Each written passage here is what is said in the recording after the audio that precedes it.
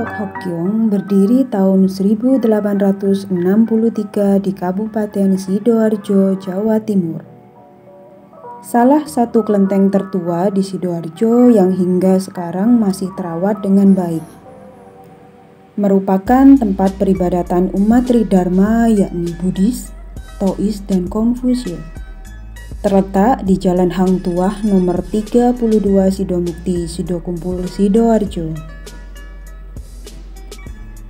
Bagi umat Tridharma yang tinggal di Sidoarjo dan sekitarnya, kelenteng ini banyak memberikan hal positif, baik sebagai tempat beribadah maupun tempat bersosialisasi meskipun berada di antara pemukiman warga yang mayoritas adalah Muslim.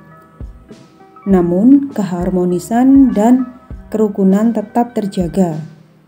Kelenteng Chok Hok Kyong ini banyak didatangi umat Tridharma dari berbagai daerah di wilayah Sidoarjo, Surabaya, Pasuruan, Gresik, Mojokerto hingga luar pulau.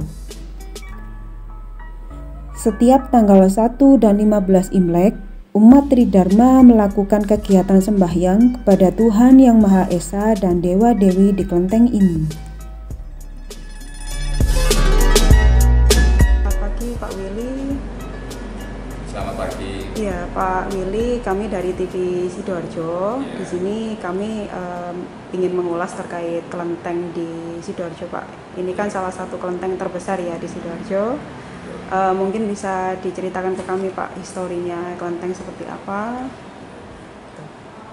Selamat pagi, Mbak. Sebelumnya saya mohon maaf bila ada nanti keterangan saya yang kurang pas. Jadi harap maklum, masalahnya kelenteng ini sudah berdiri kurang lebih sekitar 150 tahun lebih. Jadi pastinya saya sendiri kurang tahu, mengingat per periode 5 tahun kita kepengurusan kelenteng ini selalu berganti pengurus. Dan mungkin waktu berdirinya pun kita sendiri juga belum lahir. Pertama-tama yang saya tahu mengenai kelenteng ini didirikan kurang lebih sekitar 1860.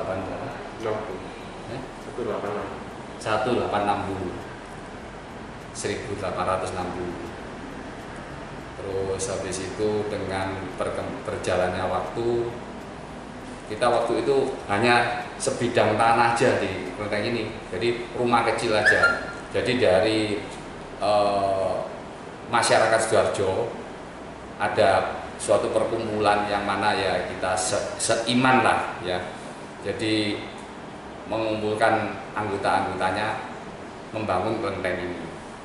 Dan waktu itu di kelenteng ini juga ada tuan rumah, maksudnya dewa atau dewi yang kita puja di sini.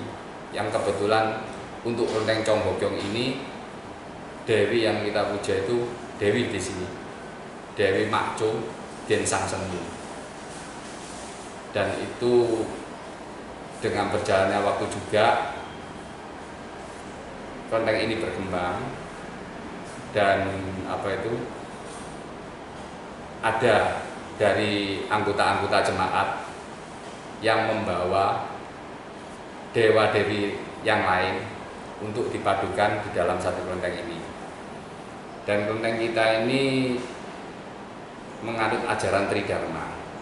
Jadi Tridharma itu di kelenteng kita ini adalah wadah dari 3 ajaran, yaitu Taois, ajaran Tao, terus Buddhis, dan Konghucu. Jadi yang mana ketiga ajaran ini bukan kita disatukan di kelenteng ini. Jadi ada satu Taois itu yang menjelaskan masalah patung-patung itu ya. Terus yang Konghucu itu ajaran budi pekerti. Jadi bagaimana caranya kita sebagai orang yang lebih muda menghormati orang yang lebih tua dari kita. Sedangkan Buddhis itu mengajarkan dhamma,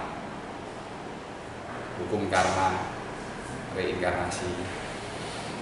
Jadi ajaran itu Tridharma itu ada di kelenteng ini.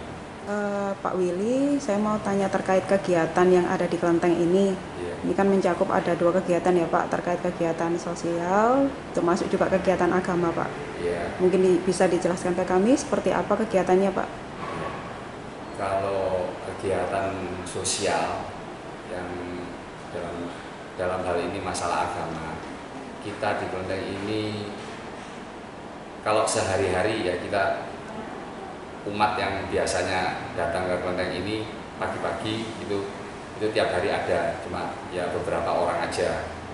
Tapi puncaknya itu kita di tanggal itu tanggal 1 Imlek sama tanggal 15 Imlek, bukan umum ya Pak ya. Jadi tanggal 1 Imlek sama tanggal 15 Imlek itu biasanya umat itu berbondong-bondong ke sini. Jadi dalam 1 bulan itu 2 kali. Terus ada lagi kalau ada dewa dewi yang senjit dalam arti ulang tahun, ya kita mengadakan acara lagi. Jadi untuk persembahan kepada dewa atau dewi, gitu. Seperti yang akan kita laksanakan dalam waktu dekat ini tanggal 24. Cuman karena masalah pandemik ini kita sembahyang sendiri-sendiri, Pak. Jadi kita tidak melaksanakan itu. Kalau hari-hari sebelum pandemi kita rutin melaksanakan sesuai dengan tanggal jatuh tanggal ulang tahunnya dewa dewi. Mungkin kurang lebihnya seperti itu. Untuk tanggal ulang tahunnya dewa dewi itu biasanya di tanggal berapa Pak? Atau macam-macam. Jadi kalau dewa ini itu ada tanggalnya sendiri. Jadi sepertinya kalau di agama yang lain tuh misalnya Islam itu ya, itu kan jatuhnya tanggal berapa, tanggal Jawa atau tanggal apa saya kurang tahu. Kalau di kita ini Imleknya, jadi itu bergulir terus, tidak tiap tahun itu tidak sama dengan tanggal Masehi ini. Ya mungkin seperti itu. Ya. Untuk kegiatan sosial Pak, mungkin bisa dijelaskan ke kami seperti apa kegiatannya? Kegiatan sosial di sini tuh ada beberapa macam. Kalau di sini kan fasilitasnya ada lapangan basket, ruang karaoke, terus ada ruang serbaguna, itu kita manfaatkan untuk tusuk jarum sama senam, ya. Terus habis itu ada apa yang saya sebutkan tadi, karaoke itu, ya. Ada line dance, ada basket, terus ada jipung ya. Jipung ada ya? Jipungnya enggak ada. Jipung enggak ada sementara. Terus itu ada karate ya? Long fitologi ada. Barusan sudah jalan 2 kali. Terus ada pandemi ini, terus kita berhentikan semua kegiatan kita. Nah ini mulai lagi basket ini ada lagi, tapi biasanya full dalam 1 minggu. Ini baru berjalan 3 hari selama seminggu. Kalau nggak salah Senin, Rabu, sama Jumat tadi. Iya. Bu Siwadewi, terkait kegiatan kewanitaan, mungkin bisa diceritakan ke saya aktivitasnya di kelenteng ini, Bu? Yaitu kalau kegiatan kewanitaan, ya mereka tuh meliput soal dapur, terus menyediakan konsumsi untuk umat pada waktu tanggal 1 dan tanggal 15 Imlek. Kan banyak umat yang datang untuk beribadah, mereka kita siapkan konsumsi. Terus dulu juga ada arisan, tiap tanggal 15 Imlek itu diadakan arisan juga. Dan untuk tamu-tamu yang ikut arisan juga kita sediakan konsumsi. Sekarang karena pandemi, jadi kita berhenti dulu sementara, arisannya berhenti, dan untuk konsumsinya juga kita berhentikan karena kita menghindari untuk berkerumun agar tidak berkerumun. Jadi mereka kalau mau ibadah tanggal 1 dan 15 Imlek itu masing-masing ibadah pagi, jadi datang beribadah sudah langsung pulang. Jadi nggak ada yang berkerumun. Makanya kita akan menyediakan konsumsi agar mereka tidak berkerumun. Tapi masih aktif ya Bu ya kegiatan untuk itu ya? Nah, sebagian sudah aktif, sebagian masih belum.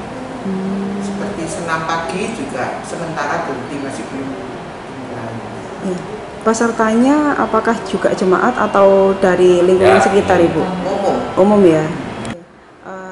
Pak Aprilianto ya, selaku sekretaris di kelenteng ini, Pak. Saya mau tanya terkait tadi kan ada kegiatan sosial juga termasuk kegiatan keagamaan ya, Pak. Nah, di sini kan banyak sekali masyarakat sekitar itu yang memang non ini ya, Pak, dari kelenteng ini ya. Apakah ada hal-hal yang sekiranya perlu disampaikan atau apa, Pak, atau kegiatan lain semisal baksos atau sebagainya, Pak? Ya. Biasanya baksos setelah ulang tahun Makco ini 2 hari kemudian kita adakan baksos. Tadi penduduk sekitar boleh datang. Dan kalau tepat ada hari-hari lainnya juga ada baksos, ada apa itu tes kayak apa namanya? Cek darah waktu itu juga mengadakan itu di kelenteng ini. Iya. Di kelenteng sini kan pernah ada kegiatan vaksinasi ya, Pak, yang dilakukan bekerjasama dengan berbagai pihak ya, Pak. Nah, apakah di sini juga banyak sekali masyarakat yang antusias atau bagaimana, Pak, di sekitar kelenteng ini? Sekitar sini juga dan di lain-lain juga bisa antusias sekali. Iya, sudah berapa banyak, Pak, yang ikut vaksin di sini? Wah, kira-kira ada 8.000 peserta ya. 8.000 peserta. 10.000 peserta lebih untuk vaksin terutama. Antusiasnya selama ini besar. Jadi setiap kali kami mengadakan kuota itu pada dasarnya kurang. Cuman belakangan untuk 2-3 kali belakangan memang agak berlebih karena jumlah sasaran yang harus divaksin untuk terutama daerah sini, daerah Kelurahan Sidoklumpo itu memang sudah nggak ada. Jadi adanya memang dari luar Sidoklumpo atau mungkin dari beberapa dari luar Sidoarjo mungkin masih ada. Cuman untuk di daerah Sidoklumpo sendiri sudah terjaring semua ya? Sudah terjaring semua, sudah tervaksinasi. Seperti itu. Dan kalau misalnya hubungan dengan penduduk sekitar selama ini kita mulai berdiri setahu saya 1860 sampai sekarang, pada dasarnya kami tidak ada masalah dengan penduduk sekitar, kami tetap bisa bekerja sama dengan penduduk sekitar. Dan dari kepengurusan saat ini pun kami berusaha untuk bisa bermanfaat bagi penduduk sekitar juga, sebagai katakanlah wujud sumbangsi katakanlah dari tempat ibadah pada dasarnya kan tempat untuk semua umat, terbuka untuk semua umat. Kami mencoba untuk melaksanakan sesuai dengan itu. Setiap umat kalau mau sembahyang ini harus ke ini dulu, Tuhan Yang Maha Esa.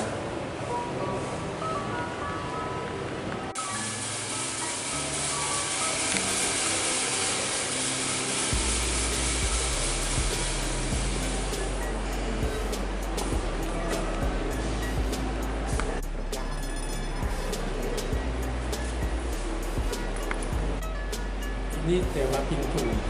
Karena setiap mau sembahyang ke belakang harus izin ini dulu. Sama ini sama.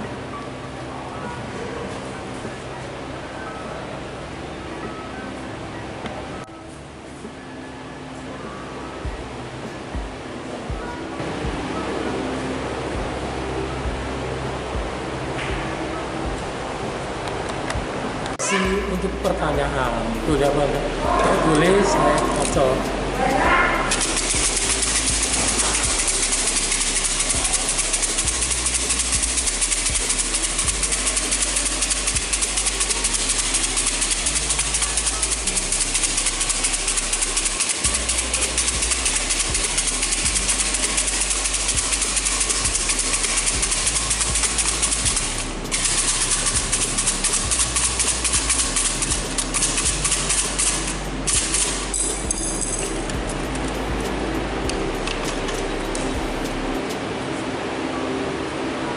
Mana ini 07 harus sini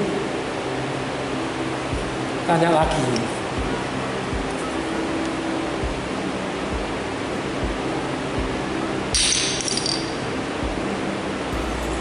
Ya, boleh.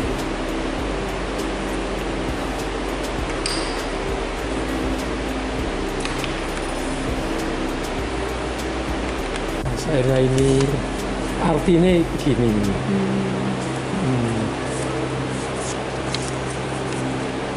Lo 7 ya, kata-kata itu begini. Ini kita ada di sisi simbol tentang Tridharma di kelenteng ini.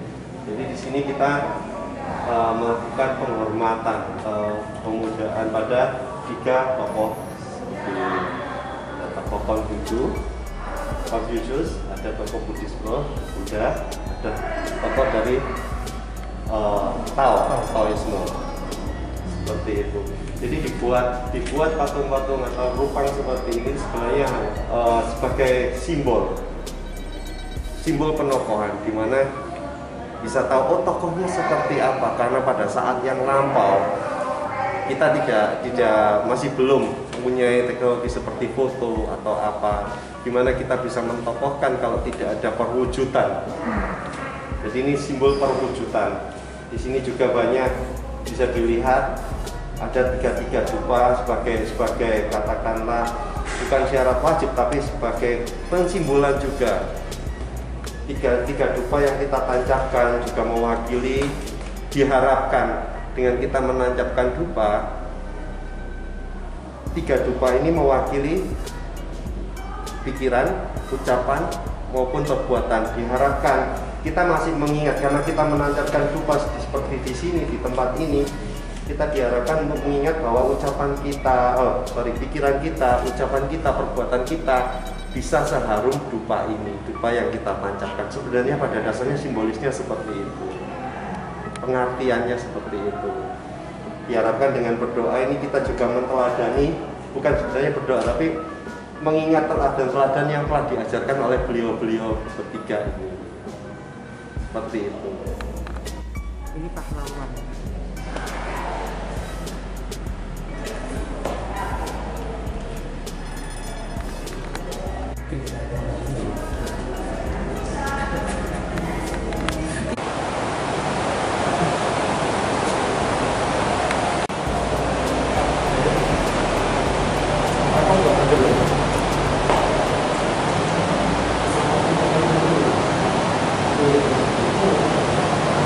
Ini pahlawan.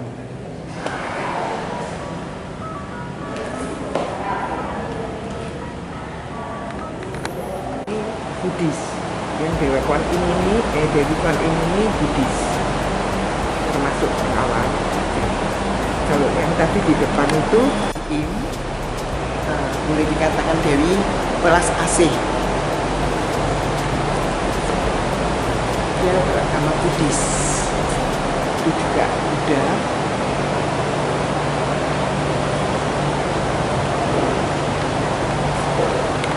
Kalau ini dewa, kalau kita panggil Kong Bilibu, itu dewa kebahagiaan.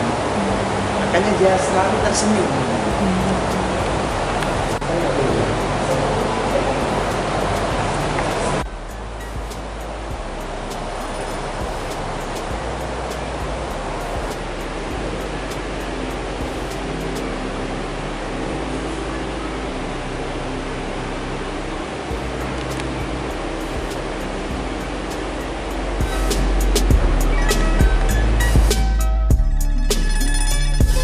Keberagaman itu adalah sesuatu yang sangat indah. Jadi kita itu bisa saling mengisi antara satu dengan yang lain. Ibaratnya sekarang, oh aku punya ilmu ini, kamu punya ilmu itu. Oh di tempatmu ada seperti ini, aku tidak punya, di feel ke saya. Jadi ibaratnya feel, cut and feel, jadi saling mengisi. Ibaratnya suatu ladang itu yang berbukit berkelok-kelok, kita ratakan. Jadi in the end, pada akhirnya nanti semua itu dapat merasakan apa yang kamu rasakan, saya juga bisa merasakan. Seperti itu kurang lebihnya. Terima kasih Pak Willy. Ya. Pak Afrianto mungkin bisa terkait keberagaman budaya keragaman agama? Ya, saya rasa ya kita harus saling menghormati satu sama lain, tidak sama-sama jalan. Begitu. Terima kasih Ya, Pak Dhani. Menurut saya keberagaman itu tidak lepas dari toleransi. Jadi jika kita mau keberagaman sesuatu hal yang tidak bisa ditolak.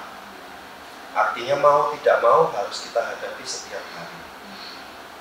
Bagi saya, keberagaman harus didasari dengan toleransi. Kita sesama manusia hidup, kita toleran dengan sesama meskipun dengan background yang beda, dengan warna kulit yang beda, tapi ya hakikatnya kita tetap manusia.